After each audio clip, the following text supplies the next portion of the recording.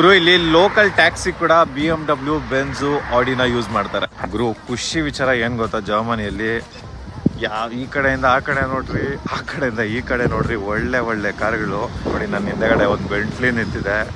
ಇಲ್ಲಿ ನಾರ್ಮಲ್ ಆಗಿ ಕೆಲಸ ಮಾಡೋ ಟ್ರಕ್ಸು ಸಹ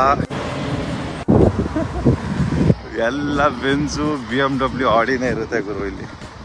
ನೆಕ್ಸ್ಟ್ ಲೆವೆಲ್. ಸೊ ಅದೊಂದು ತುಂಬ ಖುಷಿ ಆಗುತ್ತೆ. ಲೈಕ್ ನನಗಂತೂ ಕಾರ್ಸು, ಆಟೋಮೊಬೈಲ್ಸ್ ಅಂದರೆ ತುಂಬಾ ಇಷ್ಟ. ಸೊ ಯಾರಾದರೂ ಆಟೋಮೊಬೈಲ್ಸ್ನ ತುಂಬ ಇಷ್ಟಪಡೋರ್ಗಂತೂ ಮಾಡಿಸಿದಂಥ ಕಂಟ್ರಿ ಇದು. ಎಲ್ಲ ಬರೋ ಎಲ್ಲರೂ ಒಳ್ಳೆ ಪ್ರೀಮಿಯಂ ಗಾಡಿಗಳು ಓಡಿಸ್ತಾರೆ ಮತ್ತು ಕಡಿಮೆ ಬೆಲೆಗೂ ಸಿಗುತ್ತೆ.